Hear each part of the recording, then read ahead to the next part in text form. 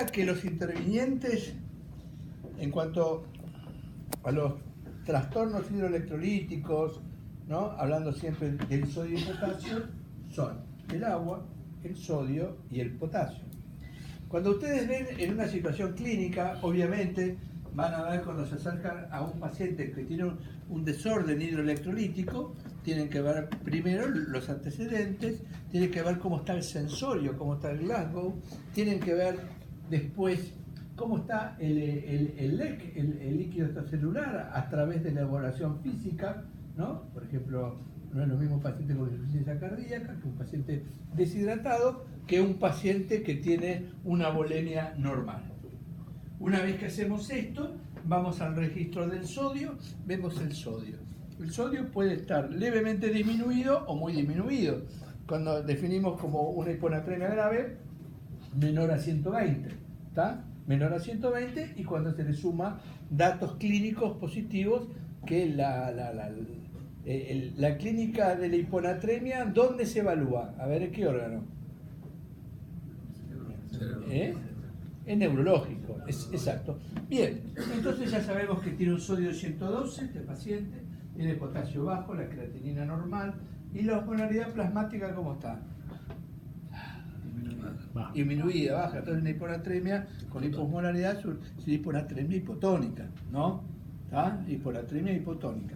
Y es una hiponatremia normal. Pero fíjense que el sodio urinario está levemente aumentado, el potasio urinario un poco también, y tiene una osmolaridad urinaria ¿de cuánto?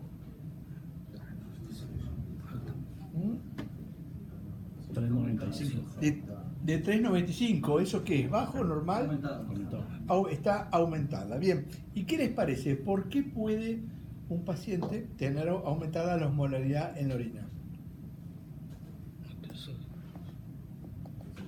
¿Qué aumenta la osmolaridad de este paciente?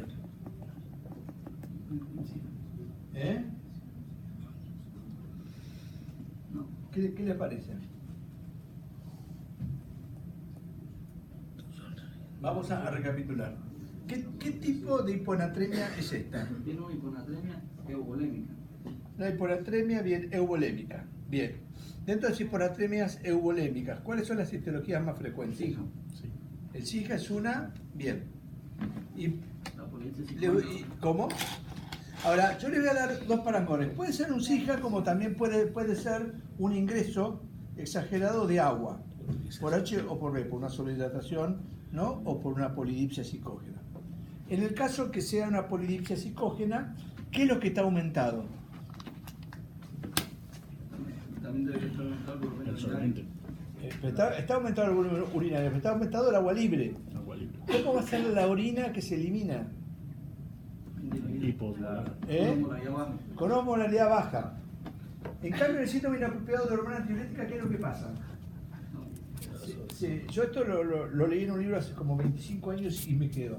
Síndrome inapropiado de hormona antidiurética es una hiponatremia que cursa con hipernatruria e hipercloruria. ¿Ok? Entonces tiene aumento de la excreción de sodio. Por eso este paciente tiene 75 de sodio. Por lo tanto, elimina sodio. Elimina sodio, pero en cantidades que no son las suficientes como para producir una hipovolemia. ¿Se entiende? Bien. Porque lo que realmente acá está aumentado es la absorción de agua libre. ¿Por qué aumenta el agua libre del síndrome inapropiado de hormona antidiurética? ¿De qué color es el caballo blanco de San Martín? ¿De qué color es el caballo blanco de San Martín? ¿Lo saben? Blanco, muy bien. ¿Y por qué? ¿Qué es lo que está aumentando en el síndrome inapropiado de hormona antidiurética que reabsorbe el agua? La hormona antidiurética. ¿Qué? Se ríe ella, se ríe. ¿El qué está aumentado? ¿Por qué? ¿Por qué se reabsorbe agua? Porque está aumentada la ADH. Porque hay un aumento de la ADH. Síndrome inapropiado de hormona antidiurética. Está aumentada la hormona antidiurética, entonces se reabsorbe. Bien. Esto hace que el paciente tenga una osmolaridad urinaria elevada y yo pueda decir que es un SIGA, ¿no? Y no es una potomanía. Conociendo esto, ya puedo yo ver cuál es el plan de corrección. Bien, El paciente, no me acuerdo, ¿cómo estaba del sensorio? Desorientado, somnoliento. ¿Estaba somnoliento? Sí, es somnoliento. Estaba somnoliento, bien. Entonces, la restricción tiene que ser, la restricción hídrica es el tratamiento, ¿no?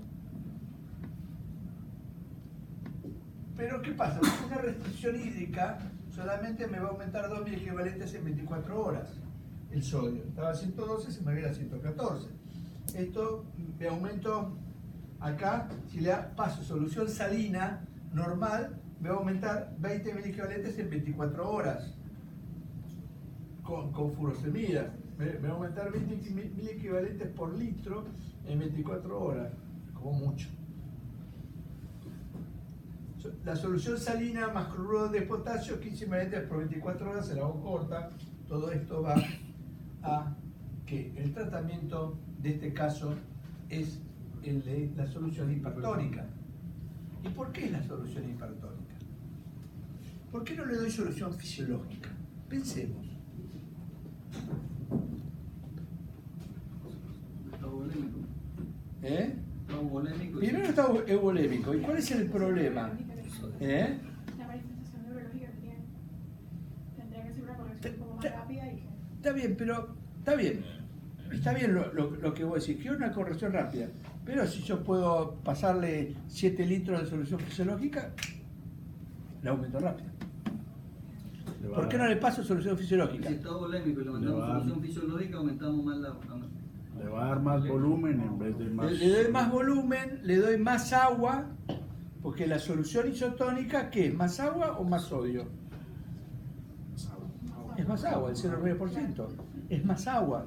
Entonces yo le estoy dando a un síndrome inapropiado, le estoy dando más agua, con una hormona activa. O sea, ¿qué va a pasar con mi sodio? Va a bajar en vez de mejorar, ¿no? Pero sí, lo que es cierto, que se le puede dar un toque en el caso que estuviese hipovolémico, pero no es el caso. Este paciente, como muy bien dijeron acá, está normovolémico. Entonces la solución fisiológica nada tiene que hacer. Entonces una de las soluciones es la solución hipertónica, que no me aumenta la volemia y que aparte, si yo tengo miedo que me aumentase un poco la volemia porque le tengo que pasar varios mililitros, le puedo dar un diurético. En este caso le puedo dar furosemida. Entonces la respuesta es solución hipertónica al 15%. Bueno, vamos a ver con respecto a la clínica. ¿Quiénes son los pacientes que más se perjudican con la hiponatremia, más susceptibles a sufrir hiponatremia? Esas son las mujeres en edad fértil. Estos son los pacientes que más, digamos, trastornos del sodio, más susceptibles, no sé si más, pero más susceptibles a sufrir hiponatremia. También los niños y los adultos de edad demasiado madura. Vamos a ver que cuanto más rápido es el cambio del sodio, más sintomático se comporta el paciente. Porque la osmolaridad, este es un concepto, la osmolaridad plasmática marca la cantidad de agua que tiene el cerebro. Tengan en cuenta eso, que la osmolaridad plasmática marca la hidratación de la neurona. Y no es bueno que esté sobrehidratada o normohidratada. ¿Cómo estaría en una hiponatremia severa, ¿no? Demasiado aguda, que haya bajado 5 o 10 miliequivalentes el sodio en menos de 6 horas? ¿Cómo va a estar la neurona?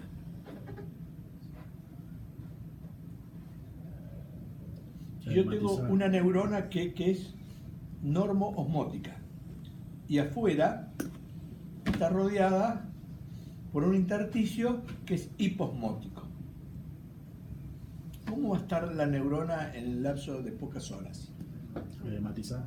Edematizada, porque hay un paso de menor osmolaridad a mayor osmolaridad, ¿no?, del agua, ¿tá? Entonces se inunda la neurona. Perfecto.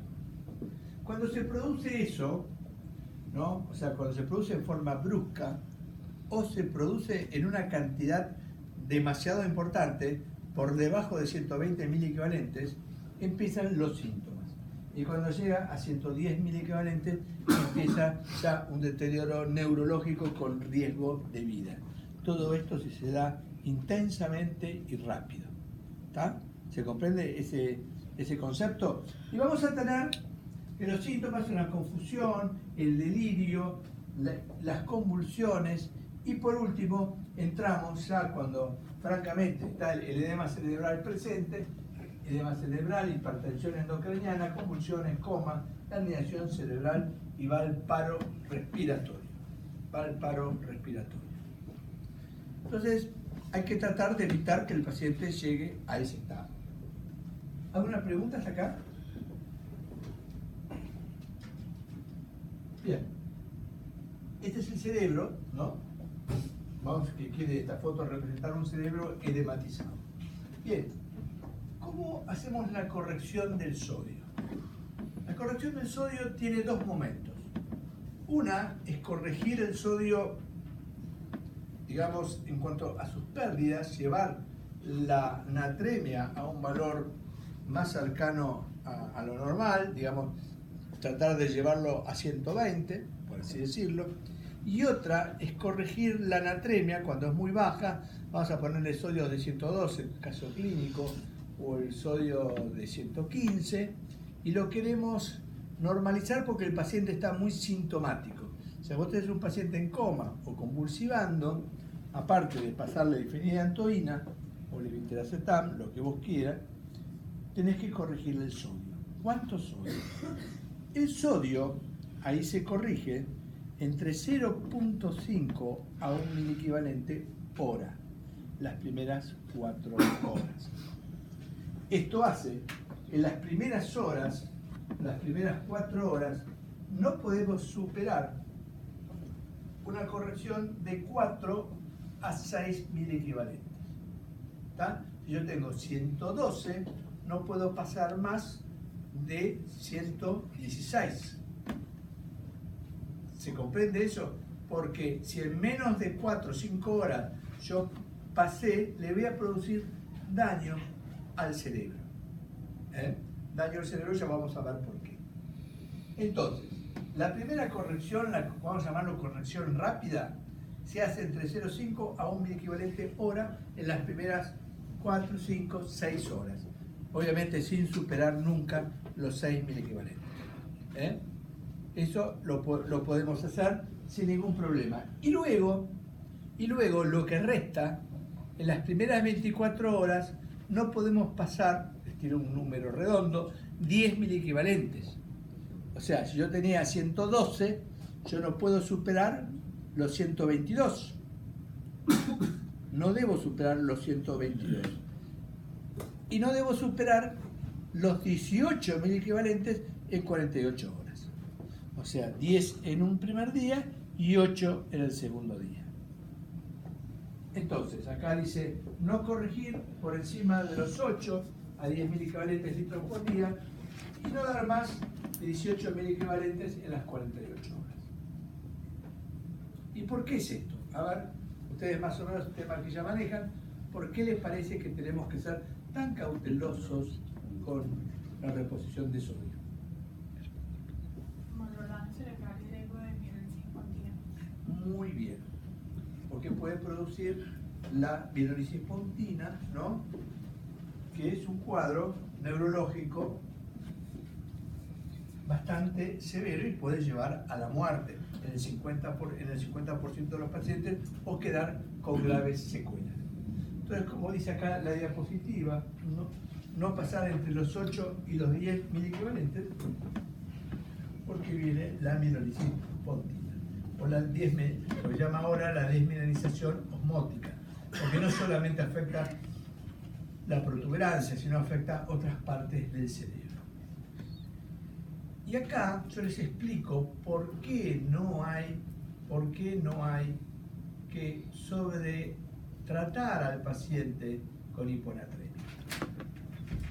Estos círculos, la parte en amarillo exterior, representan al cráneo, a la calota, y el botón que está en el centro, en rojo, representa al cerebro. Entonces tenemos dos escenarios. Un escenario donde aquí 300 se refiere a la osmolaridad plasmática intersticial, del intersticio. ¿Está? Pusimos 300 para hacer un número redondo. Puede ser 292. Aquí tenemos un escenario que sube a 350. Acá sube a 350. ¿No? Hay un escenario de hiperosmolaridad.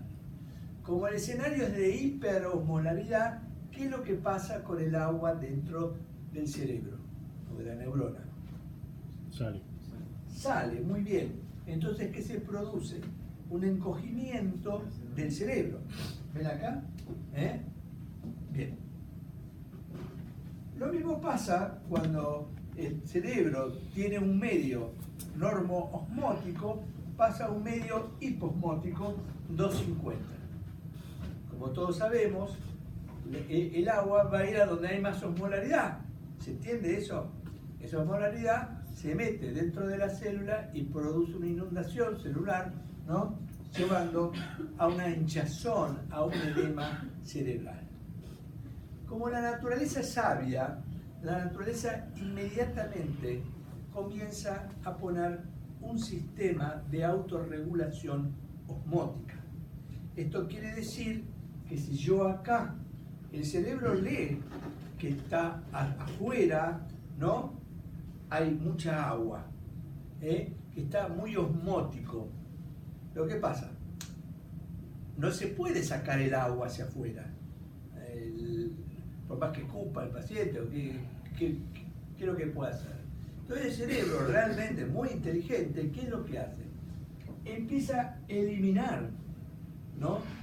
Empieza a mandar productos osmóticamente activos que están formados por otra cosa que no es más que sodio y potasio a través de la bomba, y empieza a ponerlos en un primer momento, las primeras 4 o 5 horas afuera. Entonces va a transformar este estado de hiponatremia, lo lleva nuevamente al estado de normonatremia. Perdón, de normonatremia no, de normoosmolaridad o normonatremia intersticio, es lo mismo. Es subrogante. Pero fíjense entonces cómo el agua empieza a salir hacia afuera, hasta normalizarse. Todo eso que forma parte, que es un trabajo del astrocito, de la bomba sodio-potasio, exige todo un trabajo que cuando nosotros le metemos solución hipertónica desde afuera, le complicamos el sistema de regulación. Y el paciente no puede autorregular. ¿Está? Bien. Lo mismo pasa con la hipernatremia. Fíjense, tenemos un estado hiperosmolar, ¿no? ¿Y qué es lo que hace? El cerebro empieza a producir sustancias que van a atrapar agua.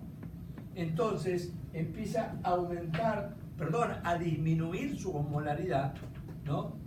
Y eliminar partículas osmóticamente pobres para normalizar el intersticio nuevamente a una osmolaridad normal. ¿Se entiende? Cuando está acá muy mojado, lo seca, y cuando está muy seca, lo moja. Para que ustedes entiendan. Esto lo hace a través de los osmoles idiogénicos, en un segundo momento. En un primer momento lo hace con sodio y potasio. Y después tienes unas partículas que se llaman osmoles idiogénicos que producen estas transformaciones de la osmolaridad. Realmente es algo sumamente inteligente y complejo lo que hace la naturaleza. Por lo tanto, tenemos que intervenir, pero en forma bastante, digamos, lenta, bastante gradual. Acá nos muestran cuando un paciente tiene acá, esto es agua, ¿no? Del cerebro. Acá tenemos, en las primeras horas vamos a tener un aumento del agua cerebral, de la neurona, y después a través de la autorregulación va disminuyendo el agua cerebral. Esto es agua. Y fíjense qué pasa con el sodio y potasio que les había contado, ¿no? Y con los electrolitos osmóticos o idiogénicos. Fíjense, lo rojo o lo color ladrillo cómo van bajando de 0 a menos 20%, con el tiempo acá tienen menos 20, acá tiene menos 20, y empiezan a actuar los osmoles, ¿no?, idiogénicos u osmolitos. Entonces, primero elimina sodio y potasio hasta llegar a menos de un 20%, y el 20 al 30% lo hace con estos elementos osmóticos. ¿Está? Realmente es un sistema de defensa muy inteligente. Y esto es, ¿de acuerdo? Habíamos visto del mar. ¿El mar qué tiene? Agua. ¿Y el agua qué tiene el agua del mar? Es como salada, bien. Bueno, todos se han bañado en el mar. Yo lo que siempre digo, ¿esto es qué es? ¿Un señor que está haciendo qué? ¿Eh? ¿Qué está haciendo qué? ¿Qué está haciendo este señor? Ustedes no tienen vida. Surf. ¿Eh? Surfing. Está haciendo surf, ¿no? Bueno, ¿este señor domina o no domina la ola? ¿Qué les parece? Está cabalgando la ola, la está manejando. Esto es lo que pasa un poco en la medicina. Yo siempre tengo un cuento que me hacía, yo veo, cuando voy a la playa, veo las abuelas, ¿no? Esas señoras como de antes, gordas, caderonas, ¿no? Que iban con los nietos al agua y se mojaban, ¿no? Se ponen así, se mojan, hasta que viene una ola más grande, porque las olas no son regulares, vienen por una cuestión vienen randomizadas las olas, Perdón, no es randomizada, sí, vienen en una forma aleatoria, a veces viene, después no viene, y después viene una grande y se las lleva puestas. ¿Y cómo terminan? Terminan todas empapadas, todas mojadas, con los chicos que tragaron agua. ¿Nunca lo vieron en una playa? Todos los chicos ahogados. Bueno, eso quiere decir que el mar está controlando a la gente. Y ustedes no puede ser que se dejen controlar por la enfermedad. Nunca le van a ganar, capaz, a todas las enfermedades, pero pueden tener control sobre varias enfermedades. Y un poquito el surfista, como dicen en la carga, corre la ola. Ustedes tienen que correr también a la enfermedad, tienen que conocerla. Este hombre se pega unos cuantos porrazos por día, pero disfruta y puede dominar parcialmente la ola. Ustedes también lo pueden hacer con la enfermedad, ¿no?, durante su profesión. Bien, condiciones de derribo para una pirosis pontina son la hiponatremia crónica. O sea, cuando el paciente tiene hiponatremia crónica muy baja, ese paciente tiene el riesgo de hacer una pirosis pontina. El alcoholismo, la insuficiencia hepática, el trasplante hepático, la hipocalemia, que es muy frecuente, la hipocalemia y la desnutrición son factores que favorecen, ¿no?, la pirosis pontina. ¿Esto qué quiere decir? Que cuando yo tengo un paciente hipocalémico o con trastornos de la nutrición, que es bastante frecuente en terapia intensiva, o con una hiponatremia muy marcada y ya media crónica, tengo que ser muy juicioso y tener mucho cuidado cómo le paso la anatremia.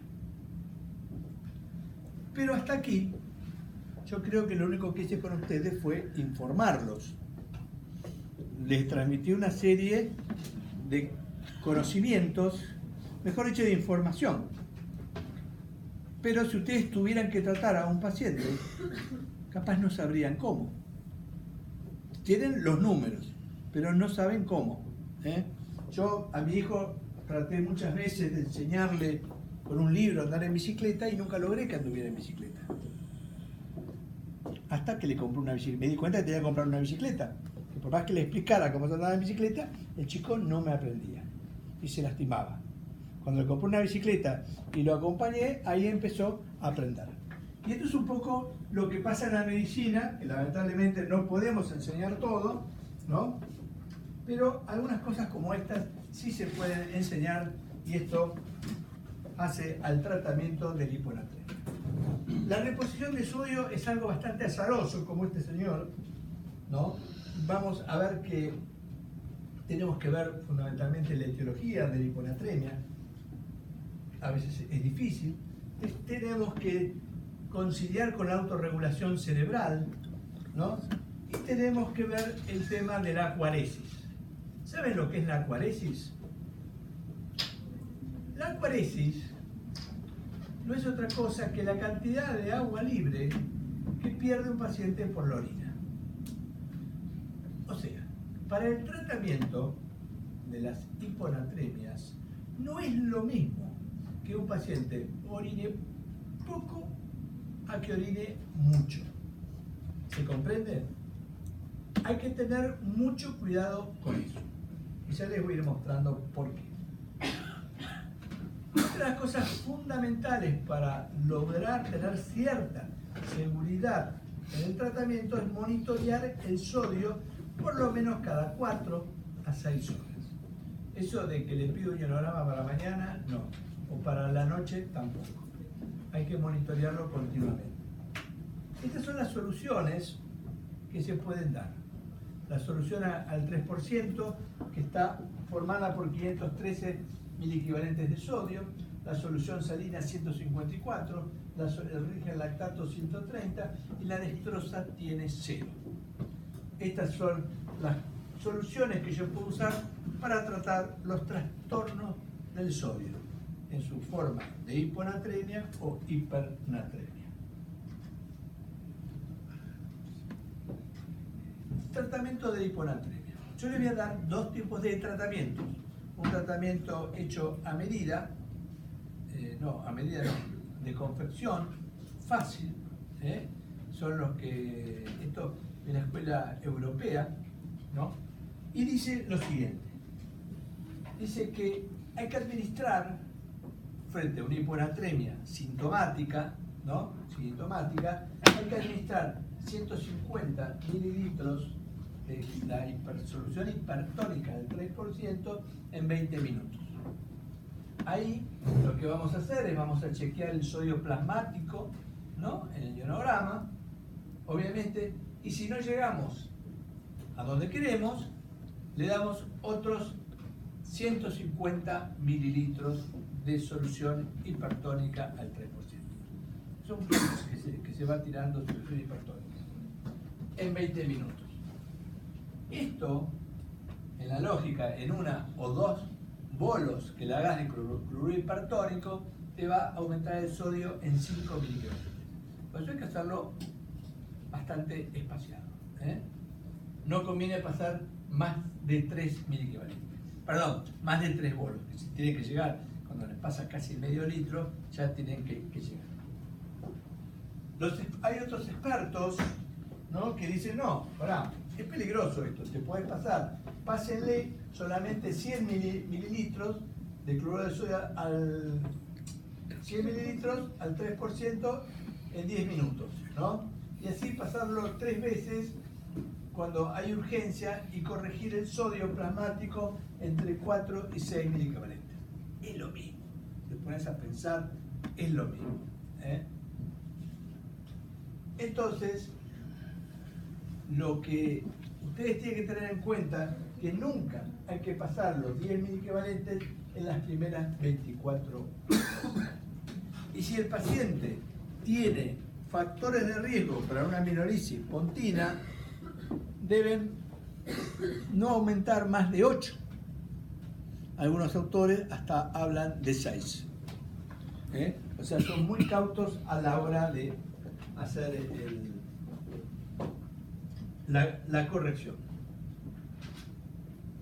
Acá dice las primeras 24 horas se monitorea el sodio plasmático cada 6 horas, ¿no? Hasta que esto esté estable.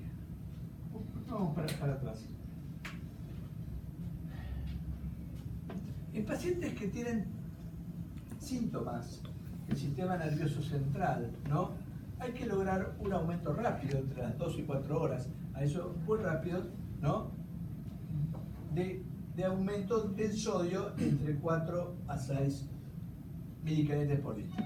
Yo creo que lo más fácil es decir, aumentar 1 miliequivalente por hora dentro de las primeras 4 horas. Eso es lo más sencillo, acordarte. 1 miliequivalente por hora las primeras 4 horas. Con una corrección mínima de 4 a 8 miliequivalentes por día, o sea, no te puedes, si sos muy asustadizo, no te puedes quedar por debajo de 4. Tenés que está entre 4 y 8, ¿no? Y no pasar los 10 miliequivalentes. Acá el autor pone entre 10 y 12, ¿no? En un periodo de 24 horas y no más de 18 dentro de las 48 horas.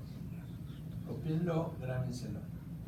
Hay que tener cuidado en aquellos pacientes que desarrollan poliuria en la diuresis. O sea, aquellos pacientes que se ponen poliúricos, hay que tener cuidado. A ver, ¿quién se le ocurre? ¿Por qué hay que tener cuidado con el paciente poliúrico? ¿Quién me lo dice?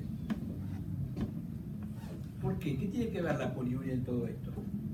Conforme el paciente está orinando, está perdiendo líquido. Bien, líquido. ¿Qué, Y eso está aumentando la... ¿Qué es líquido? Para líquido... Agua. Agua, bien, me gusta, porque esto es líquido también. Sí, agua. Agua. Y al perder agua, pues por solo ese mecanismo va aumentando la concentración de sodio plasmático. Bien, muy bien. Y si a la vez no- aumenta rápidamente la concentración, cabalga con el tratamiento, se sobreimpone al tratamiento. Ujú. Entonces yo que pensaba que iba a aumentar contramedicamente, me aumenta 6 o me aumenta 7. ¿Entendés? Todo esto puede fallar, porque no somos todos iguales. Pero vamos tratando de achicar el error. ¿Cuándo se puede producir una poliuria? ¿No? Cuando el paciente tiene potomanía, cuando hay una suspensión de la desmopresina, porque una de las razones por las cuales vos puedes tener un síndrome inapropiado es por recibir la hormona en forma de desmopresina o en forma también de oxitocina en el caso de una embarazada en trabajo de parto, ¿no? O que hayan suspendido los glucocorticoides o los mineralocorticoides. Acá, tratamiento por atremia. No, pero ¿por qué va para atrás esto? Perdonen. Uno de los temas, yo no sé si lo voy a tocar después, es en el caso que ustedes estén administrando solución hipertónica para subir el sodio plasmático y el sodio plasmático se les va al demonio, supongamos que tenía 110 el paciente y se te fue a 116 en las primeras 2 horas. ¿Qué haces? Lo que hay que hacer ahí es empezar a ir para atrás, empezar a infundir agua libre nuevamente, y si sos corajudo, las guías te lo habilitan, le puedes poner desmopresina. La desmopresina es la hormona antidiurética para absorber más agua libre y volver para atrás. O sea, es legítimo en la práctica volver para atrás. Ese es un concepto importante. Sí. ¿El agua libre sería solución fisiológica para hacer un nuevo procedimiento? No, el agua libre en destroza. Porque la destroza es agua libre pura. El problema es que tiene glucosa. Pero bueno, si te sube la glucemia del paciente, le podés poner insulina. Ahora bien, ¿cómo hacemos todo esto? Hay fórmulas viejas que la hiponatremia es igual al déficit de sodio, lo podemos calcular por sodio deseado menos sodio plasmático actual por 0,6 por kilo peso. Esta fórmula da una cantidad de sodio, digamos, una cantidad de sodio de fija, bruta, la cantidad de sodio 500, 600 miliequivalentes.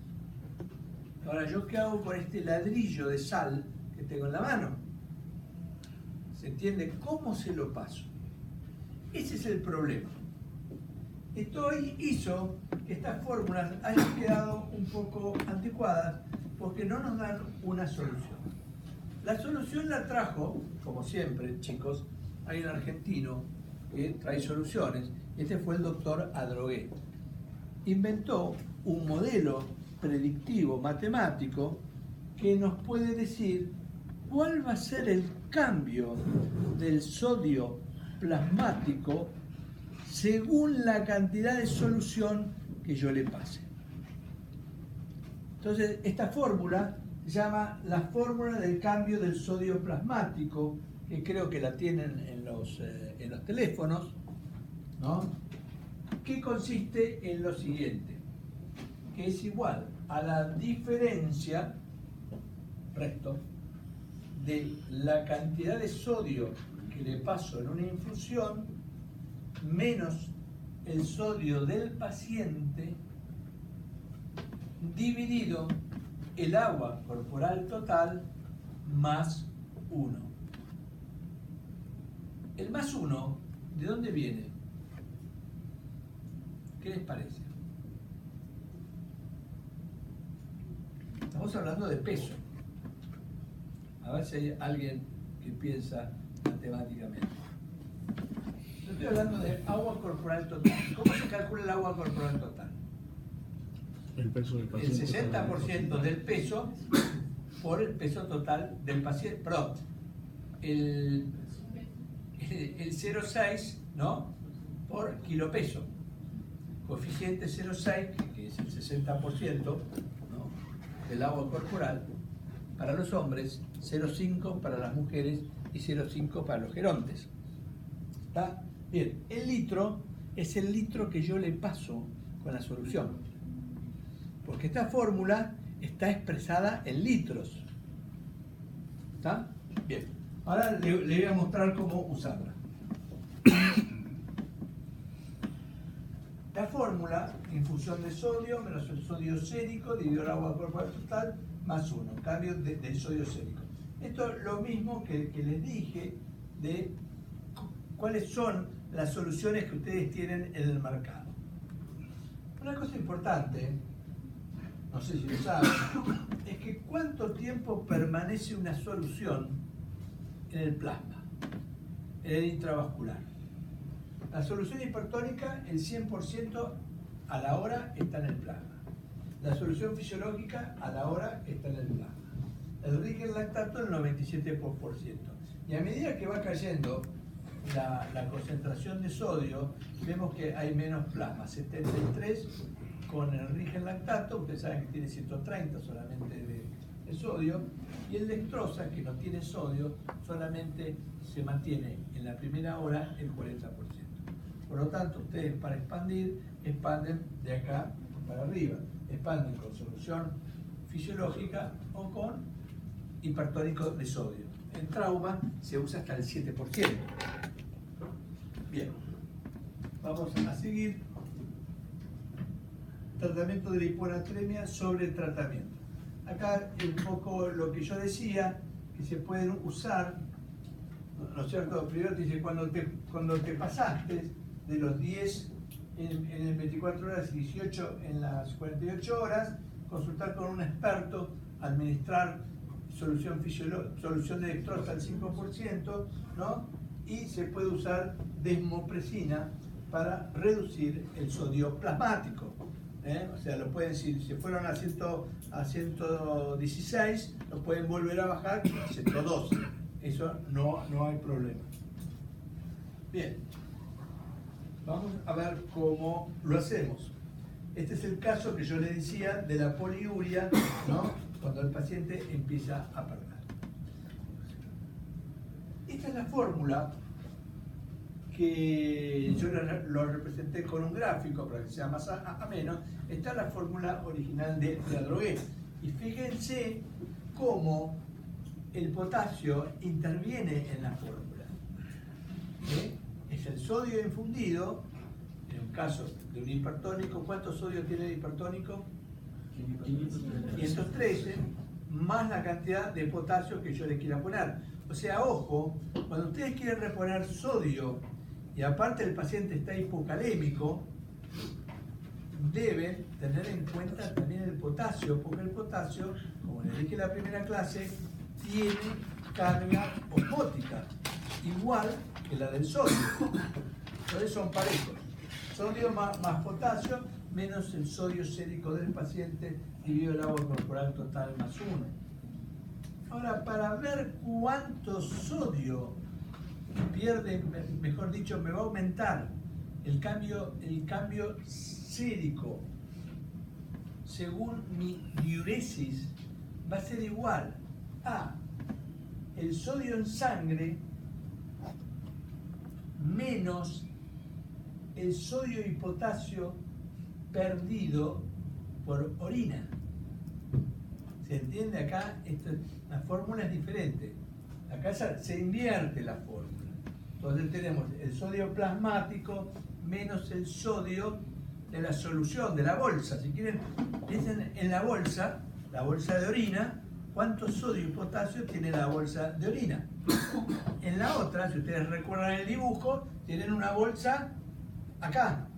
Lo vamos a ver. Acá. Menos el paciente. ¿No? Bien. Ahora, ¿qué hacemos? Para saber cuál va a ser el cambio del sodio sérico según la diuresis, paso la bolsa acá, que es lo que perdió, que es la bolsa de orina. O sea, no es la bolsa de la solución hipertónica. Nada más que eso. Y acá queda el sodio plasmático del paciente, dividido el agua corporal total, pero acá menos 1, porque lo perdió en la diuresis. ¿Se entiende? Esto es para calcular cuánto pierde el paciente por orina de agua libre. O sea, cuánto me va a modificar el sodio. Acá les doy un ejemplo. Si no entienden, si se pierden, me paran y recapitulamos. Pero sería interesante que lo puedan razonar. Que lo puedan razonar. Acá tenemos un ejemplo clínico. Creo que se trata de un paciente de 70 kilos. Si yo le paso al paciente de 70 kilos 513 miliequivalentes en 24 horas, el sodio plasmático me va a aumentar 13 puntos, 13 miliequivalentes. Si yo tenía 120, se me va a ir a 133. ¿Está? Cloruro hipertónico. Si yo lo hago, la infusión de la fórmula, la bolsita, lo hago con solución fisiológica, vamos a tener, le voy a poner 154 miliequivalentes y va a haber una modificación después de 1 litro de solución fisiológica de 1.4. ¿Está? Se me va a ir de 120 a 121.4. Si yo le paso solución, fíjense, fisiológica, más 30 miliequivalentes de potasio, una solución que uno perfectamente puede preparar, la carga va a ser de 184 miliequivalentes y el sodio me va a aumentar 2.4. ¿Vieron el impacto del potasio? Cómo repercute en el resultado. Y fíjense, para no aburrirlos, yo le paso una solución al medio, o sea, en vez de tener 154, tiene 75, más o menos 76. El impacto va a ser, le voy a meter 77 miliequivalentes y el sodio va a disminuir 1.1. En vez de aumentar, va a disminuir, porque es más rico en agua libre. Ahora veamos, le voy a poner un ejemplo. Supongamos que yo le di solución hipertónica al 3%, le puse 513 miliequivalentes en 24 horas, porque lo hice despacio, y me aumentó 13 por acá, me va a aumentar 13. Pero ¿qué pasa si mi paciente orina 1 litro de aquaresis, o sea, de orina diluida? La orina diluida está perdiendo 20 miliequivalentes por litro. El resto es todo agua.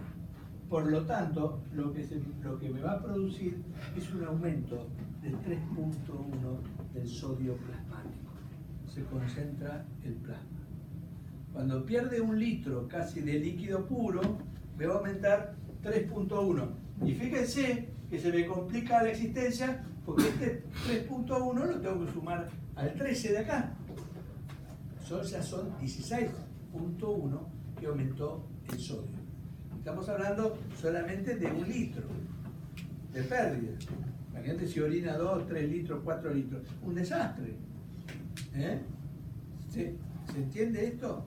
Bien. Ahora vamos, creo que lo que viene es un gráfico, ¿no? Para que lo entiendan mejor. Esto es una orina isotónica, lo amarillo es orina, lo rojo es plasma. Esto es 120 miliequivalentes en la orina y 120 miliequivalentes en el plasma. Si yo pierdo la misma cantidad de solución, la concentración de solución igual en el plasma que en la orina, 120 y 120, ¿qué modificación voy a tener? ¿Voy a tener modificación a nivel plasmático? La respuesta es la relación orina-suero es igual a 1, o sea, no se modificó en nada. El impacto es neutral y no va a haber modificaciones ni en un paciente de 70 kilos ni en una mujer de 50 kilos. No hay modificación. Esto es un ejemplo clínico de las tiazidas normalmente, que son perdedoras de grandes cantidades de sodio y poca agua libre. Ahora, ¿qué es lo que pasa con un síndrome inapropiado de hormona antidiurética, donde la cantidad de sodio, ¿se acuerdan que es un síndrome con hipernatruria? Hipernatruria, pierde mucho sodio. Acá pierde 180 milikelentes de sodio por litro. El sodio plasmático es de 120. Por lo tanto, ¿qué va a perder? ¿Más agua o sodio? Sodio. Entonces, la relación es 1.5, ¿no? Orina-suero. 1.5. Y lo que vamos a encontrar, como pierde mucho sodio, que el impacto sobre el sodio sérico va a ser negativo. Va a bajar el sodio sérico, vamos a tener una reducción del sodio sérico de menos 1.6, ¿no? en el hombre y de menos 2.5 en la mujer. Acá tienen por qué se forma la hiponatremia en el síndrome inapropiado. ¿Me va siguiendo o no? Está muy... Ahora vamos a ver qué pasa cuando yo le doy furosemida a un paciente. ¿Alguna vez ustedes dieron un Lasix, una furosemida a un paciente? Sí, todos los días.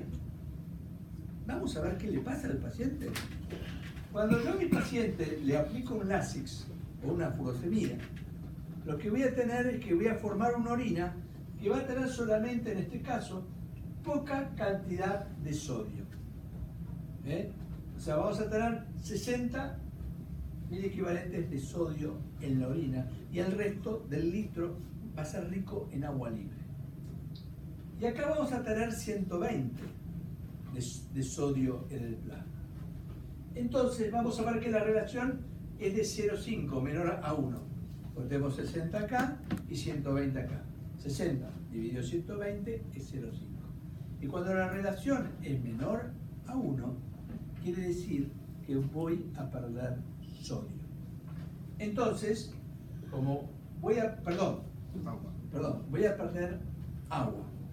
Y como voy a perder agua libre, ¿qué va a pasar con el sodio, chicos? Va a aumentar. Por eso, yo que les digo siempre en los pacientes añosos cuando le ponemos furosemida. O sea, ¿qué les digo siempre? Cuidado con la furosemida. Cuidado con la furosemida, porque me produce hipernatremia. Entonces, acá, en un paciente de 70 kilos, me aumenta 1.6, ¿no? por litro de orina, y en un paciente más flaquita, una paciente flaquita, 2.5. Esto es un ejemplo de la administración de furosemida en una insuficiencia cardíaca. Después dice, che, ¿por qué tiene hipernatremia? Están todos con hipernatremia. Y claro, cuando le ponen furo cada 4, furo cada 6, que es totalmente innecesario porque el paciente no necesita presionarse tan rápidamente. El costo que pagan es alto. Bueno, y obviamente cuando un paciente poliúrico que pierde enormes cantidades de agua libre, ¿no? con respecto al plasma, vamos a ver que el cociente es menor, mucho menor a 1, y directamente el sodio plasmático va a aumentar hasta 4.2 por litro. Hola, hola. Era una clase. ¿Qué pasa? Empezamos. Bueno, chao. No te molestes, chao. Bueno, ¿Se entendió ese concepto? Chicos, ¿se entendió o no se entendió? Bueno, esta es la fórmula. Dice cambio de sodio plasmático con diuresis de 1 litro. Vamos a tener, repasando, es el sodio sérico menos el litro de orina, la cantidad de sodio y potasio que pueda tener en la orina, dividido el agua corporal total menos el litro que pierde en la orina. Este es el caso clínico, ¿no? Que bueno, que nos dice que el caso clínico de este paciente, ¿se acuerdan? Un paciente fumador de 65 años que fumaba 40 cigarrillos por día y que tenía una hiponatremia con un LEC normal asintomático. ¿Cuál es la causa? En este caso, ¿no? Con una densidad urinaria elevada, la respuesta es un síndrome inapropiado, ¿no? ¿Está? Eso fue lo que vimos ayer al principio. Pero vamos a la hipernatremia. Acá me falta algo. A ver, me faltan los casos clínicos para que... Vamos a hacer un caso clínico en el aire. Tengo un paciente, a ver, les pido que anoten porque a veces los números no nos confunden. Tengo un paciente con, vamos a ponerle 115 equivalentes de sodio, ¿no? Con un estado de obnubilación marcada del paciente, y yo tengo una osmolaridad urinaria mayor de 300. Bien, esto probablemente es un síndrome inapropiado de hormona antidiurética y le debo reponer cuanto antes el sodio. Entonces, hago la fórmula. ¿Cuánto quieren que pese el paciente? 70 kilos. 70. 70, vamos a 70 kilos, un tipo flaco. Tenemos, entonces, ¿cómo es la fórmula? La fórmula me dice, sodio a infundir, ¿cuánto es el sodio? Chicos, el sodio voy a infundir, ¿Qué solución voy a usar? Hipertónica. 3%. ¿Y eso cuánto sodio es? 513. Y es 513. Entonces pongo 513 menos ¿qué? ¿Menos cuánto? Sodio del paciente. 115. 115 dividido ¿qué? Agua corporal total. Agua corporal total. ¿Cuánto es el agua corporal total? 0,6 por 70 me da 0,6 por 70 me da 42 mililitros, ¿no? Litros más ¿cuánto? 1 litro. Más 1. Eso me da 43. Ahora saquen sus teléfonos espectaculares que tienen y hagan la cuenta de 513 menos 115 sobre 43. ¿Cuánto da? 9.2. 9.8. ¿Le ponemos 10 para hacer números redondos? Le ponemos 10 porque si no es por 0,2 no vamos a pelear. 10, 9.2. 9.2. Le ponemos 9. Vamos. ¿Qué quiere decir? A ver, ¿qué es este 9? O este 9.2. ¿Qué quiere decir este 9? A ver, chicos. Que 1 litro Por cada litro que le paso, modifica 9 puntos del sodio. bien, perfecto. Bueno, yo sé que pasándole 1 litro le va a aumentar 9. Pues yo estoy en la guardia, estoy cansado, estoy ansioso, supongamos que el paciente me está convulsivando, realmente nos pone mal, ¿no? La familia que pregunta, llega un médico interconsultor, ginecólogo que no entiende nada, pero te putea porque el tipo convulsiva, o eso no es culpa tuya, y ustedes tienen que pasarle el sodio. Y el hermano es abogado, todos los hermanos son abogados, no quieren pasar la mano. ¿Cuánto sodio, cuánto le tengo que poner del litro ese? ¿Qué le digo a la enfermera? ¿Cuántos mililitros por minuto por hora le paso la solución? Entonces ustedes empiezan a hacer cálculos y fórmulas, ¿no? Se empiezan a marear y a angustiar porque les sale cualquier cosa, ¿no? O si no, hágamelo. Si yo le tengo que aumentar, ¿cuánto le voy a aumentar? 1.000 Le voy a preguntar, equivalente. ¿cuánto le voy a aumentar en las primeras horas? 1.000 equivalente por hora. ¿Eh? ¿Cuánto? 5.000 equivalentes en la primera hora y... Bien, entonces, ¿cuánta solución les tengo que pasar? 9 dividido 1.000, ¿cuánto? Entonces, agarro y digo, 9 dividido vamos a aumentarle 4 equivalentes en 4 horas, ¿no? ¿Les parece? 7 algo, está bien. Entonces, ¿qué hago? Agarro, digo 4 dividido 9.2 o 9. ¿Cuánto me da eso? 4. O sea, 1000 dividido el 9. objetivo que quiero alcanzar 1000 dividido 9. sobre los cambios del sodio. 111. 4 dividido 9. ¿Cuánto? 2.3. 0,4. ¿Eh? 0,4. 4. ¿Cuánto? 0.4. 0.4 a ver, litros, ¿cuánto es? 400 mililitros. Entonces yo le tengo que pasar 400 mililitros en cuánto tiempo? 4 horas. En 4 horas. A ver si está para que llegue.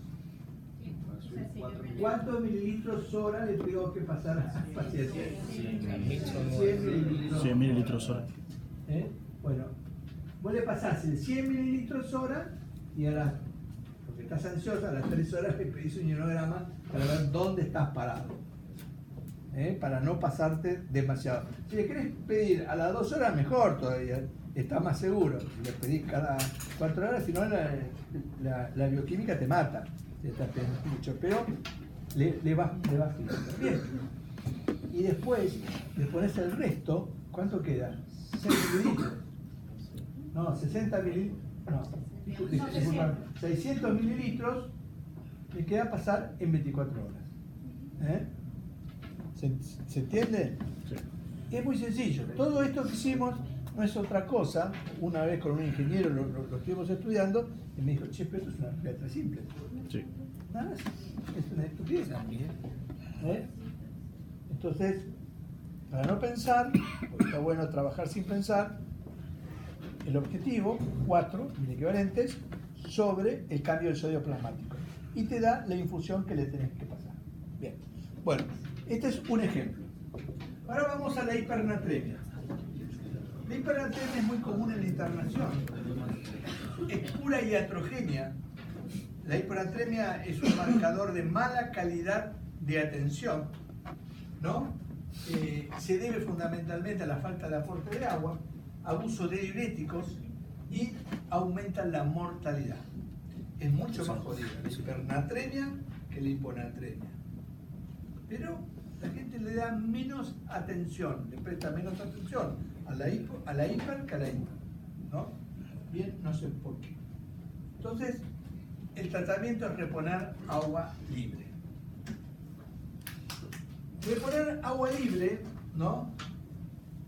Esto se debe a la falta de agua o a la eliminación excesiva de agua. Son las dos causas. ¿Por qué no hay agua en el cuerpo? Agua libre porque le falta o porque eliminó mucha. Esto es exactamente igual que la hiponatremia. ¿Se acuerdan de esta tabla? Esta tabla, no se pongan mal, pero es lo mismo, mirá. Yo digo, primero, ¿qué tipos de hipernatremias tengo? ¿Cómo está la volemia en la hipernatremia? ¿Quién me dice? Baja. Baja, normal o alta. Exactamente igual que el otro. Estos son para hacer el diagnóstico de los trastornos del sodio, tanto para arriba como para abajo. Igual. Baja. ¿Baja qué quiere decir que está baja la volemia? ¿Que perdió qué? Díganlo. Sí. No, yo ya sé que es una hipernatremia. Partimos de la base que tengo el ionograma. 165 de sodio. Listo, se acabó la ciencia. Hipernatremia. Lo chequeás, ¿no? Por si acaso. Pero bueno, pero quiero ver la etiología. Entonces yo me acerco al paciente, lo evalúo y lo encuentro deshidratado, chupado. Entonces, ¿por qué? La pregunta es, ¿por qué está hipovolémico? Quiero que me contesten esto.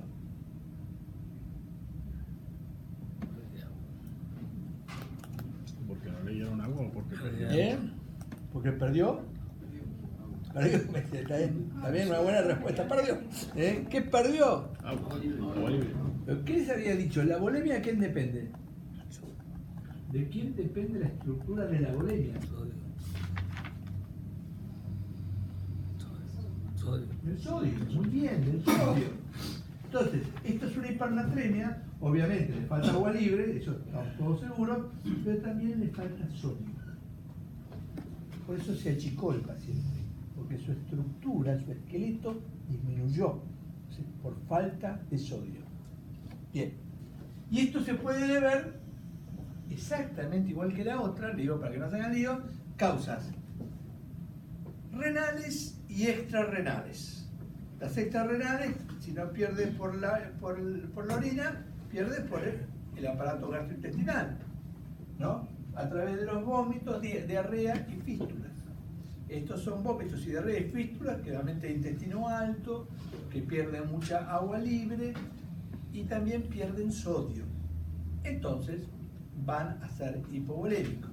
Y dentro de las causas renales se debe a la pérdida fundamentalmente por la orina de elementos osmóticamente activos, osmóticamente, digamos, fuertes, como puede ser la glucemia, el manitol, ¿no? Dietas hiperproteicas y la poliuria posobstructiva, por aumento de la urea urinaria. Entonces, un paciente diabético con hiperglucemia, que pasa el TM de glucosa, va a eliminar glucosa por la orina y va a arrastrar agua libre. El agua libre, cuando todo aumento, ese es un concepto para la cetoacidosis sobre todo, o para la diabetes como síndrome hiperosmolar, todo aumento a nivel del túbulo de velocidad de pérdida de la corriente me va a producir pérdidas de sodio y pérdidas de potasio también.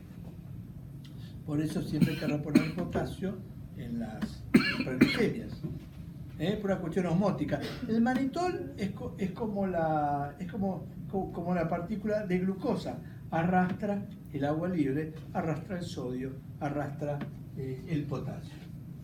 La poliuria posobstructiva es lo mismo. Si arrastra, vamos a ver que arrastra agua, arrastra sodio, tiene una osmolaridad en la orina levemente aumentada. En la orina, no así en el plasma.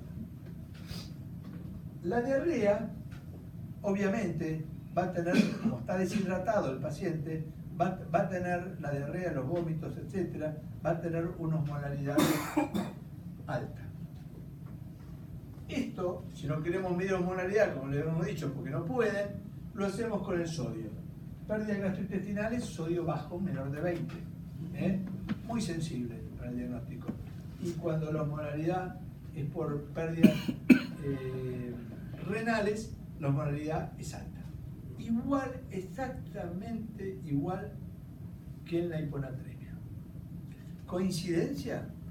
No. El riñón compensa igual en hiponatremia o en hipernatremia. La fisiología no cambia. Acá tenemos otros estados, etc. ¿Con qué se repone esto? Con agua y sodio. Sería muy lógico, de repente, decir, muy lineal el pensamiento, che, si el paciente tiene 164, no le pases solución fisiológica.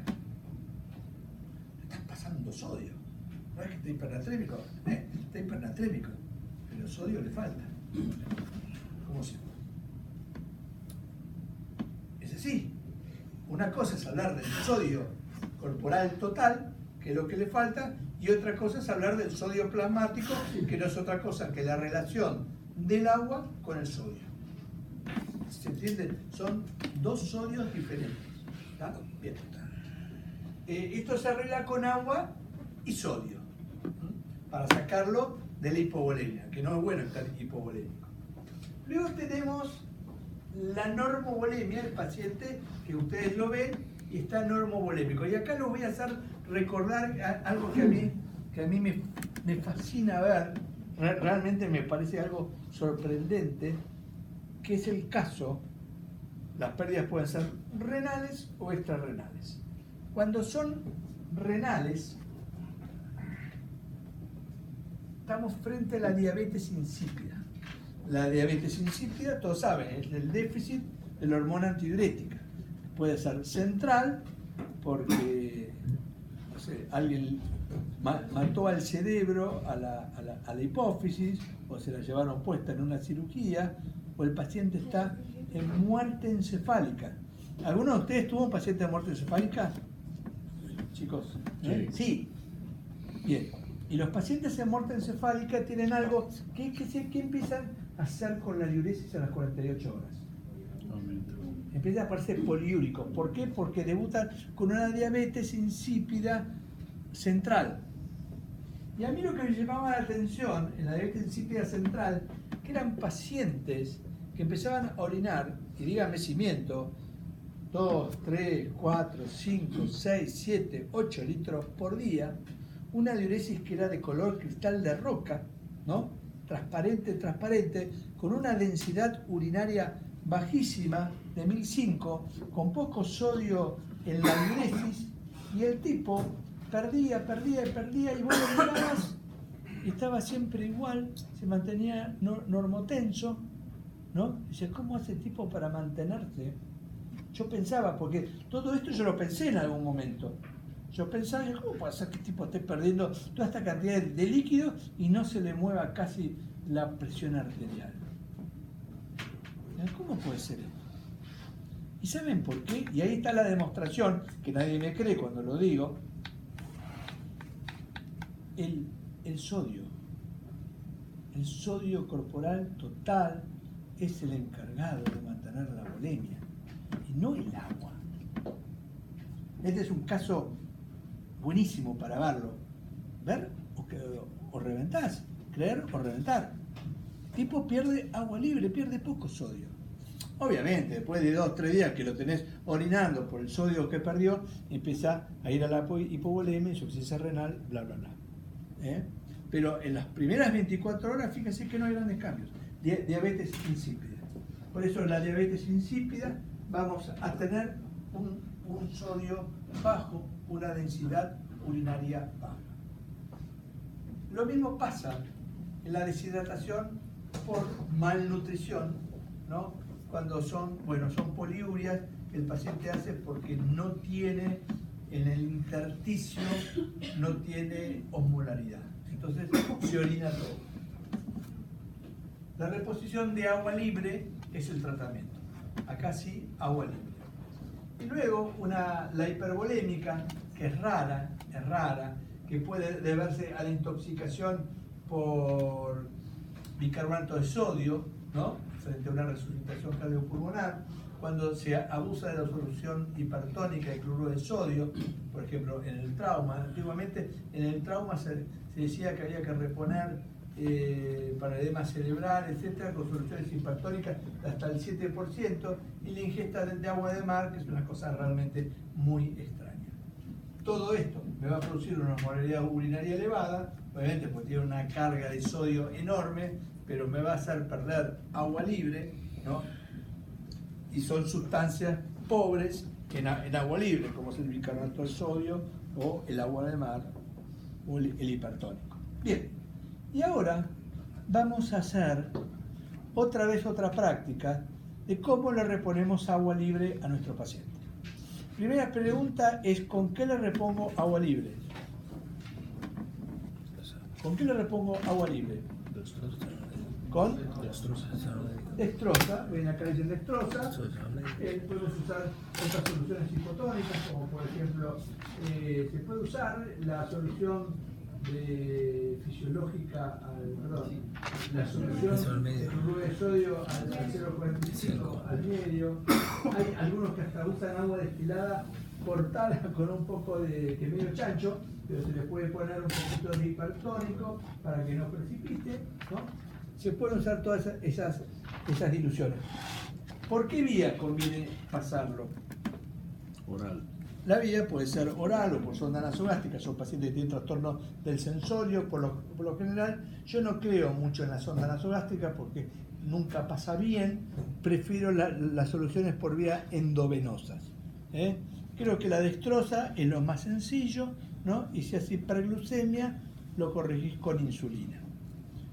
Algunos casos, capaz como un diabético, digamos, se descompensa mucho, capaz le puedes poner una solución, una solución al medio. Bueno, vamos a hacer una práctica de nuevo. Vamos a hacer la fórmula. ¿Se acuerdan cómo era la fórmula de cambio del sodio plasmático? Chicos, no me van a prometer 10 minutos. ¿Se acuerdan? Sodio de la salud. Dale, hagan un esfuerzo mental. Sodio. Sodio fundido, sodio plasmático, sodio corporato transversal. Bien. Vamos a usar la fórmula. Sodio a infundir. ¿Cuánto sodio le voy a infundir? 0. 0. Bien, perfecto, muy bien. 0. Menos sodio del paciente. 165 le ponemos. Eso es lo que dijo primero. ¿Eh? Eso es lo que dijo al principio. ¿Cómo le? No, usted dijo 165 con hiponatremia. Hipernatremia. Hipernatremia. Ah, te dije 165 en el Al otro. principio la clase empezó hablando de 165 de hipernatremia. Por eso dije 165. Está bien, yo te cualquiera, pues. Es un sodio, sodio que compromete la vida del paciente, ¿no? Cuando pasan los 160, ese cerebro le queda poco. 165 dividido ¿qué? Agua corporal total. El agua corporal total. El agua corporal total es de, vamos a poner, de 70 kilos. Usamos el mismo paciente, lo pasamos de un lado para el otro.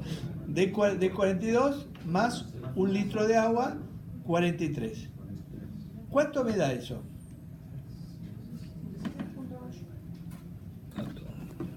La doctora acá nos dice 3.8, rápida en matemáticas. Es una buena ingeniera, se gana más plata. 3.8. Bueno, ¿esto qué quiere decir? Que por cada litro de infusión que le pasemos al paciente disminuimos 3.8 el sodio plasmático. 3.8. Entonces yo acá le quiero, de vuelta hacemos lo mismo. Quiero modificarle el sodio. ¿Cuánto se lo voy a modificar? De 165 a, pongamos que acá le digo 160. Entonces tengo que hacer en 5. Entonces tengo que hacer 5 dividido 0. Entonces, acá no podemos usar la misma fórmula, o sea, tenemos que hacer, si yo tengo que, acá la regla de 3 sitios. Acá tengo que hacer la regla de 3 porque tenés el 0. Pero aproximadamente, si quiero bajarle 5, si con 1 litro le bajo 3 puntos y pico, con 1 litro 200, 1 litro 300, le bajo los 5 litros. ¿Ya? Bien, esto es muy sencillo. Acá tenemos que lograr bajarle el sodio. Y tener en cuenta que según la etiología, a veces conviene pasarle un poco de solución fisiológica. No está prohibido pasarle solución fisiológica. Porque yo a un paciente que tiene 165, le paso 154, el sodio le va a bajar porque hay una diferencia de 12 en equivalentes. El sodio le va a bajar, pero no lo puedo estar bajando, diluyendo con solución fisiológica porque lo voy a encharcar. Por eso hay que usar las soluciones. Esta es la fórmula, ¿no? Las soluciones. Bueno, entonces, ¿qué va a hacer ahora? Media horita más hacemos potasio. Vamos a lo práctico. Bien. El potasio, distribución del potasio es un catión netamente intracelular. ¿Ok? Estamos todos de acuerdo. Fíjense que hay 140 miliequivalentes por litro de potasio dentro de la célula. Fundamentalmente sirve para mantener el potencial de membrana, la despolarización, en un estado de equilibrio. Yo cuando era, capaz era medio tonto, pero cuando era practicante, me acuerdo, yo veía a los médicos grandes que le ponían 40 a 60 miliequivalentes de sodio, le ponían en el vástago, ¿no? Para mantener el potasio. Y yo decía, pero ¿cómo puede ser que le pongan 40 o 60 cuando el potasio plasmático es de 3,5, 4? Yo tenía ese concepto muy lineal, de alguien que no conoce la fisiología. Hasta que yo le preguntaba a los clínicos, ninguno me decía nada. Hasta que me di cuenta que realmente el problema es que el sodio está dentro, no está afuera. Potasio. El sodio es intracelular. El sodio que dé 60 milivalentes no es nada cuando un tipo tiene 5.000 milivalentes de sodio. Y lo que es interesante, para mantener el potencial de acción, para que el paciente no me haga ilio, no me haga arritmia, tiene que haber un gradiente de 15 miliequivalentes entre la membrana, entre el intracelular y el extracelular. O sea que la afinación es muy pequeña, la diferencia que tiene que haber de carga de un lado y de otro. Por eso, a pequeños cambios del sodio plasmático, ¿no?, traen severos trastornos. Fundamentalmente, el sodio puede estar elevado o bajo por aumento o descenso del ingreso de sodio, ¿no? Cuando vos no, perdón, de potasio, discúlpeme, de potasio. Cuando ustedes no comen cosas con potasio, les baja el potasio. Otra causa, ¿cuál puede ser? Aumento de las pérdidas. El aumento de las pérdidas obviamente son fundamentalmente por vía renal en el 90% y por vía gastrointestinal en el 10%. El potasio tiene la característica de que puede aumentar o puede disminuir por un proceso de translocación del potasio. Eso quiere decir que va de un lugar hacia otro, sin que se pierda. En el caso va de intracelular a extracelular, de extracelular a intracelular. Las causas que van a más frecuentes, que van a estimular esta translocación para un lado o para el otro, fundamentalmente son las sustancias beta agonistas, bloqueantes, ¿no?, de los receptores agonistas, los beta bloqueantes, perdón. Sí, los beta bloqueantes son unos que van a hacer que salgan hacia afuera el potasio, ¿no? El déficit de insulina, la aldosterona, hace que el potasio salga, perdón, no, al revés estoy diciendo, el déficit de insulina, el déficit de aldosterona hace que salgan del músculo y puedan producir, si salen del músculo, ¿qué producen? Hipercalemia. Entonces, el déficit de insulina, el déficit de aldosterona y los beta bloqueantes pueden producir hipercalemia. Lo contrario, los betas agonistas, que lo usamos todos los días. ¿Cuál es el beta agonista que más tenemos nosotros los terapistas? El salbutamol, que lo usamos a pasto.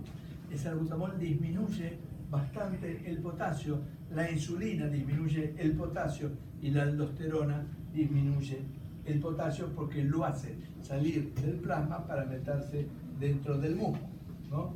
Y luego, enfermedades renales nos hacen perder potasio y los síndromes de pérdida gástrica nos hacen perder potasio, pero no por las cantidades de potasio que hay en el estómago, sino por la cantidad de ácido clorhídrico que se pierde y hace perder también potasio. El tratamiento, en el caso de las hipercalemias, las hipocalemias, está íntimamente relacionado con la distribución transcelular de potasio. Acá vemos que los fármacos como la adrenalina, el salbutamol, las hormonas como la insulina, el hipertiroidismo, ¿saben dónde siempre hay que hacer diagnóstico diferencial de hipertiroidismo que una vez por año se ve? ¿Vieron el síndrome de pérdida de potasio familiar? Que te llega a un paciente generalmente joven con problemas para caminar, con parestesias, parecias, inclusive puede estar hasta con parálisis, que le tomas el potasio en sangre y te da 1.5, ¿no? Te pegas un susto bárbaro. Bueno, eso es una parálisis familiar periódica que cursa con hipocalemia y hay que hacer el diagnóstico diferencial con la tirotoxicosis, porque la tirotoxicosis produce hipocalemia severa. El estado ácido base, la alcalosis metabólica, la administración de bicarbonato hace disminuir el potasio, la recuperación de las anemias, la recuperación de la cetoacidosis diabética también obliga a reponer potasio.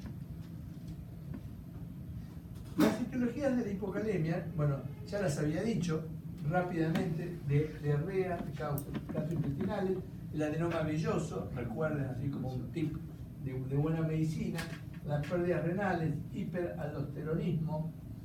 ¿Dónde se produce un hiperaldosteronismo? ¿En qué situación fisiopatológica? Bien. Síndrome de pérdida gástrica, adenoma suprarrenal, estenosis renal y los corticoides.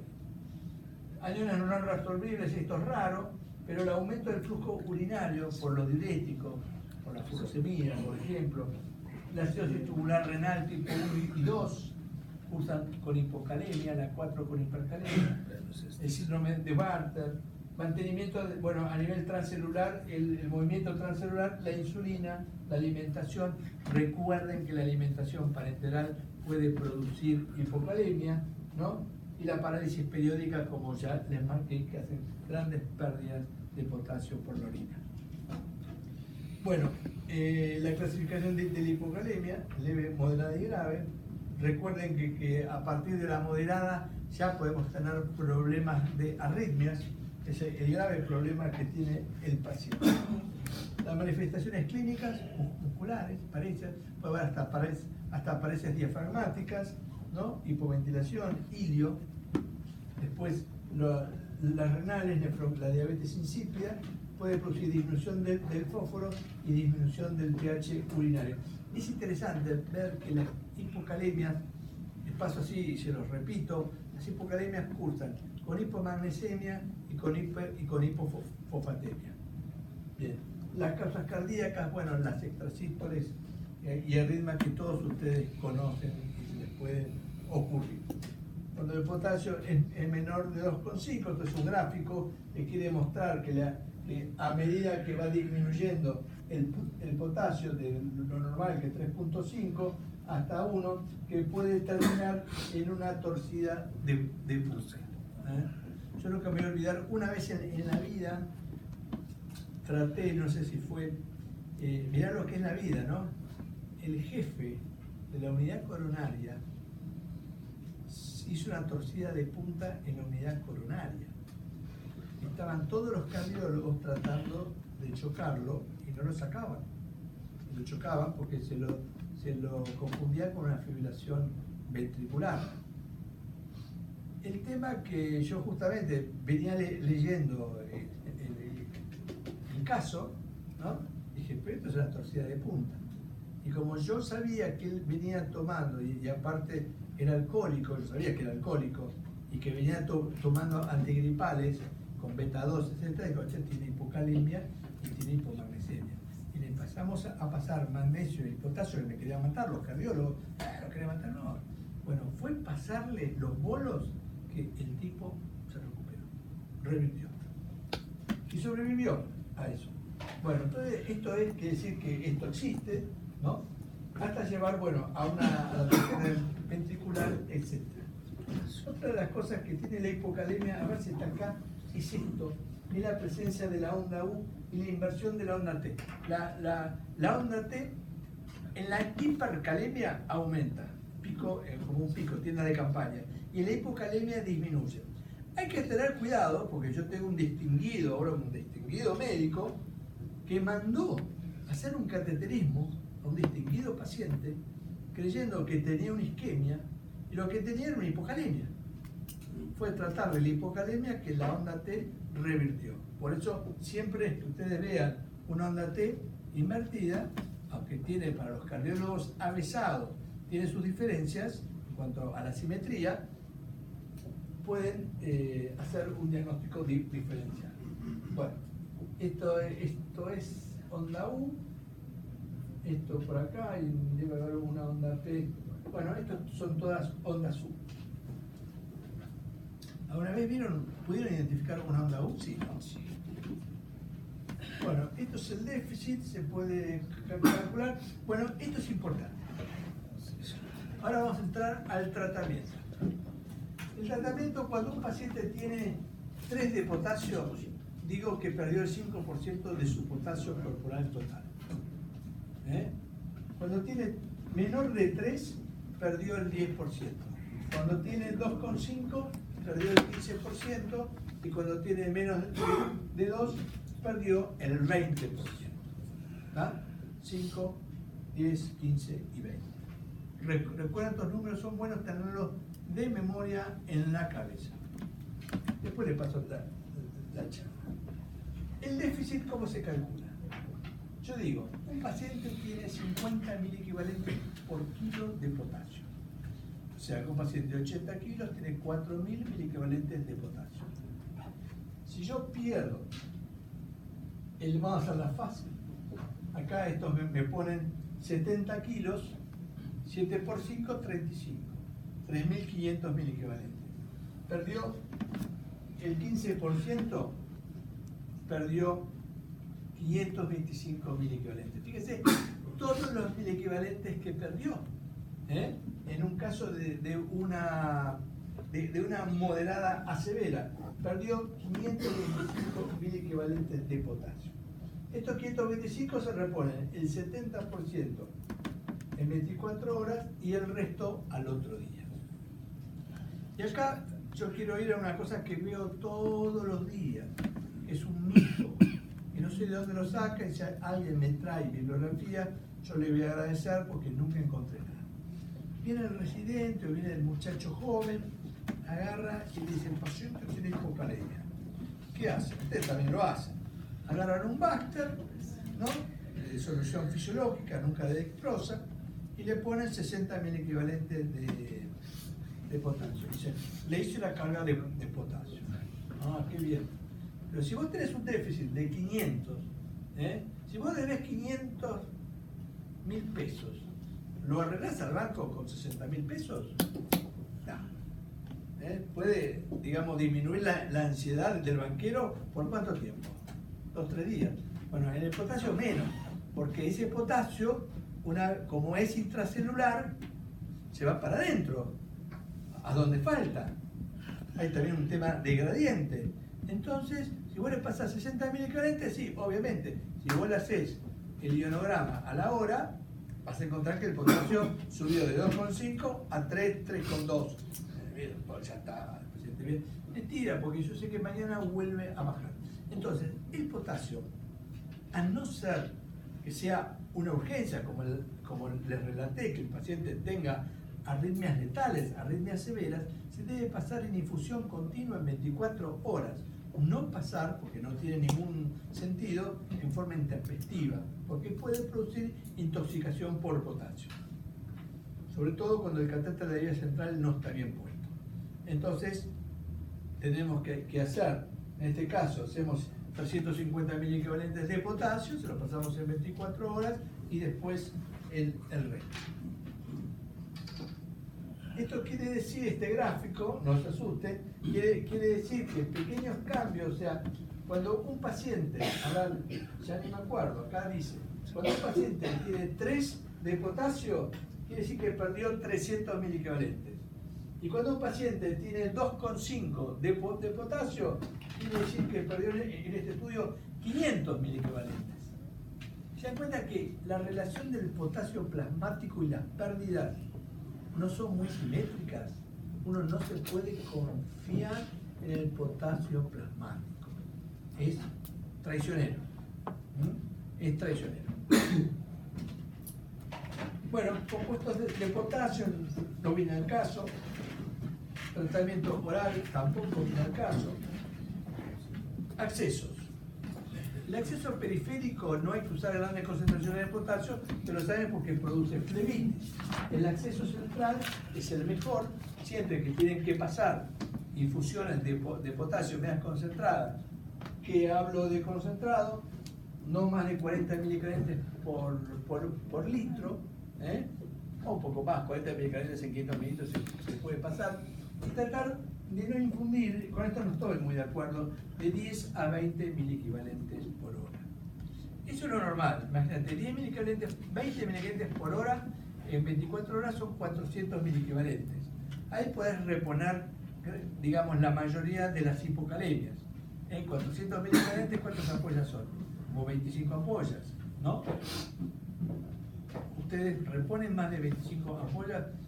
Vos, Leo, en el cardiovascular cuando tienen arritmias y cosas raras, No. Bueno, generalmente la gente le da cosita, ¿no? Pasar a poner más de 25 ampollas y empezar a pasarlas.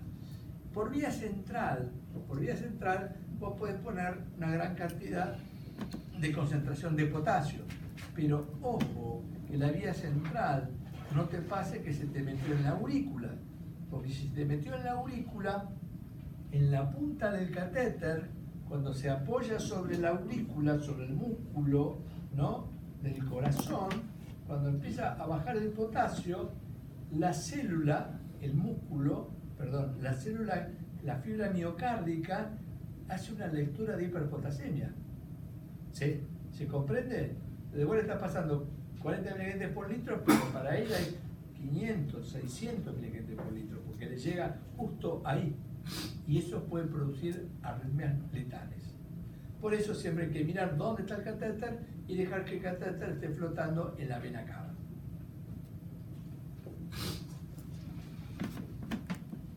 Tratamiento intravenoso, ya más o menos habíamos hablado. Este es un viejo esquema, pero cuando es de 3,5 dar por vía oral, cuando es más grave dar por vía periférica 10 equivalentes por hora, y cuando es menor de 2, y esto sí, cuando está por debajo de 2, como la parálisis periódica que se ve frecuentemente, hay que pasar 40 milivalentes por hora, que aproximadamente son a 24 horas, son como 800 milivalentes. De cualquier manera, 800 milivalentes es un montón, son 50 ampollas, no les conviene, pásenle 500, 600 y después le pasan otro tanto. Recuerden, pasar el 70% y después el restante 30%. Bien, perlas de la hipocalemia. Siempre evaluar el magnesio en la hipocalemia. Fundamental. Si ustedes tienen un paciente con hipocalemia, escuchen bien lo que le digo, y le pasan una cantidad de potasio interesante, 200, 300 milivalentes, y el potasio no sube, y le pasan más potasio, y el potasio no sube, lo primero que tienen que ir a buscar es la hipomagnesemia, porque hasta que no corrijan el magnesio, el potasio no va a subir. Y eso yo lo he vivido en carne propia, por eso lo aprendí, porque no subía. Y era que le faltaba magnesio. Estar alerta con la hipocalemia y el síndrome de realimentación. El alerta al déficit de potasio a las soluciones alcalinas. Recuerden que el bicarbonato de sodio hace disminuir el potasio. Es mortal pasarle bicarbonato de sodio a un paciente con hipocalemia, porque corre el riesgo de agravar la hipocalemia. La cetosis diabética usa con déficit de potasio y el nivel de potasio plasmático no se relaciona con el potasio corporal total. O sea, uno se puede guiar, no le queda otra, pero recuerden que no es absoluto la medición. Y ahora vamos a lo que sí. Díganme ustedes, ¿qué les pone más nervioso? ¿La hipercalemia o la hipocalemia? La hiper. ¿Eh? La hiper. La hiper. ¿Y por qué? Ahí se preguntó por qué. Si no es más tóxica, por así decirlo, no es más letal. Un potasio de 2,5. ¿Ustedes han visto un potasio de 2,5? Casi todos los días. ¿Se ponen nerviosos? Así que ni bola, y más de una vez ni le repone, pues se olvida. Sin embargo, ven un paciente con 6,5 y ya empieza, llamarle al nefrólogo, dale, fíjate, ¿no? Cuidado con la polarizante, dale. Y bueno, y puede pasar tanto como en 2,5. ¿No? La arritmia está ahí latente. ¿Cuántos pacientes se te murieron por hipercalemia? Ninguno. Yo te digo lo que yo veo. No es que. A ver, vos que sos cardiólogo, ¿qué decís? No, pienso que puede estar un poco en la costumbre o en la corrección que uno le tiene más miedo o algo, pero... Yo creo que es más peligroso corregir la hipocalemia que la hipercalemia. Mirá lo que te digo. Porque ahí estás infundiendo potasio en grandes concentraciones y va a haber un error de bomba y adiós paciente. ¿O cómo matamos a la gente si no con una ampollita de potasio? Es así. Las hipercalemias. Bueno, un concepto. Para que los electrolitos, sobre todo el potasio y el sodio, se alteren en una enfermedad renal, la enfermedad renal tiene que ser muy avanzada. Porque el potasio se elimina por los tubos conectores, fundamentalmente. El potasio, cuando hay hipercalemia, ¿se sabía que ustedes que el potasio tiene una capacidad de eliminar entre 300 y 400 mil equivalentes por la orina en 24 horas, si es necesario? Entonces, cuando el riñón está muy tronado, cuando los túbulos están tronados y cuando el filtrado glomerular está igual a 5, ¿no? Una creatinina muy alta, recién ahí se modifica el sodio y el potasio. Eso lo saben bien los nefrólogos, que vos tenés insuficiencias renales crónicas con una creatinina de 15 mililitros y el tipo tiene el sodio y el potasio normal.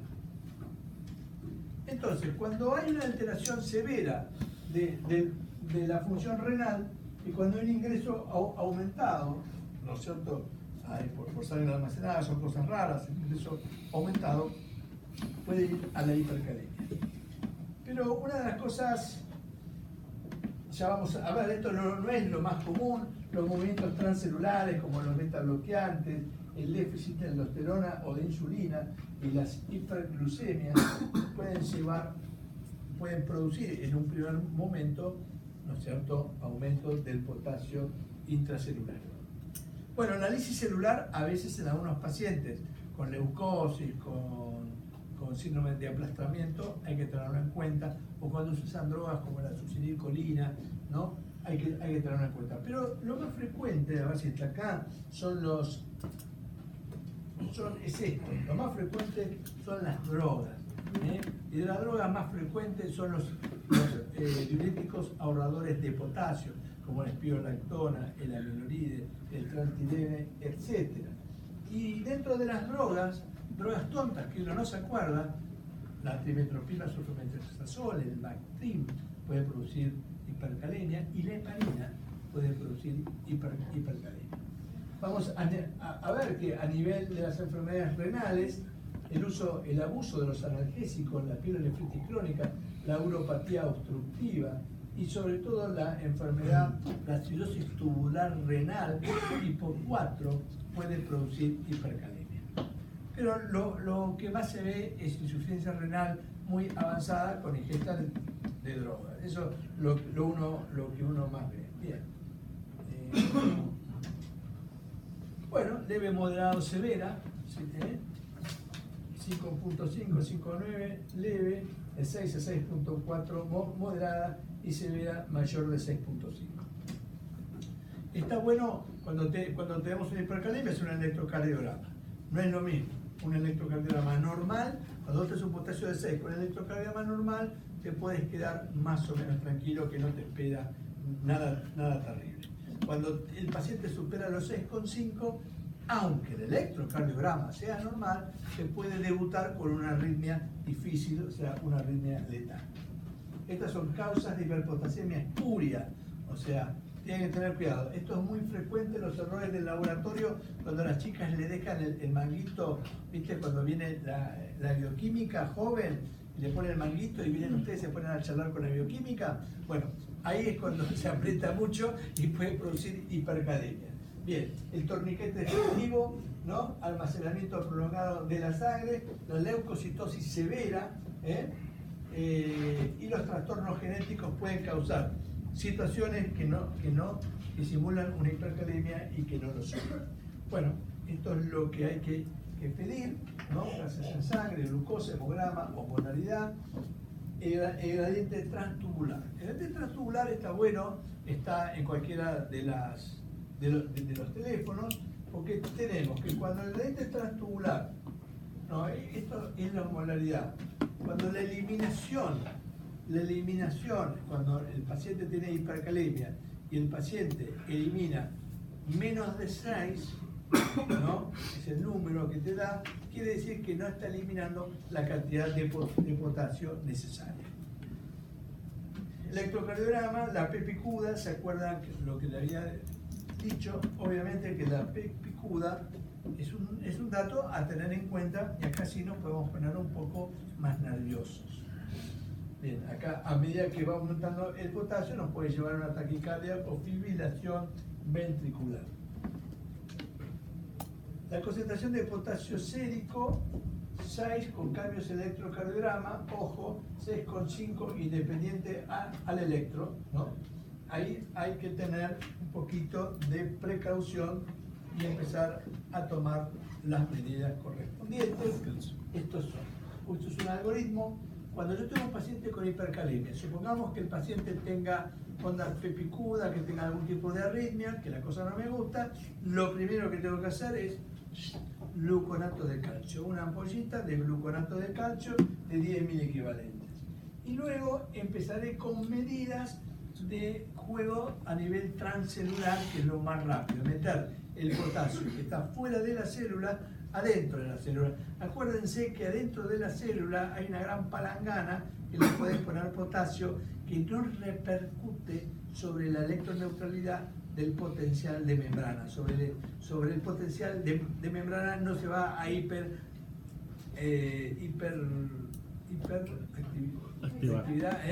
no se va a sobreestimular, porque tenga un poquito más de potasio intracelular. Entonces, a nivel intracelular podemos usar lo que ustedes conocen, que son la insulina y el glucosado hipertónico, ¿no? Por otro lado, también podemos usar los beta-2, que le encanta, los mandan al kinesiólogo para que lo nebulice, le encanta al kinesiólogo nebulizar con beta-2, y después vamos a remover el potasio.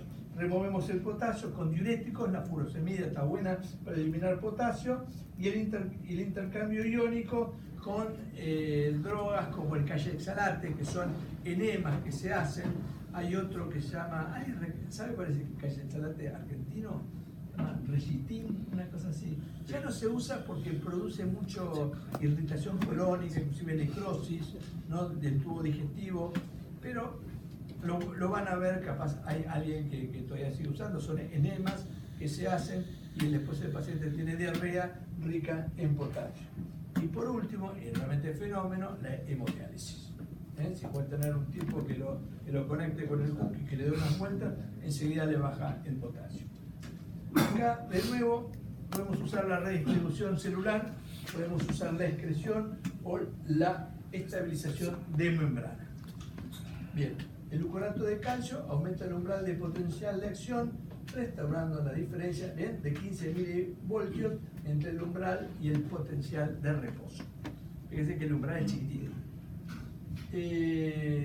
Gluconato de calcio, ampolla al 10%, ¿no? Si se da en 5 minutos, se da una ampolla, 10 mililitros, más no pueden dar porque se le acabó la ampolla, no disminuye concentraciones de potasio, pero sí, digamos, es un estabilizador de la membrana, fundamentalmente.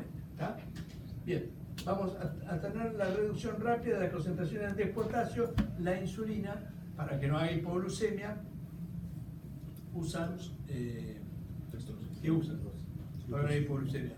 Glucosa. El glucosado hipertónico, porque entra a la sangre. Y aquí hay un concepto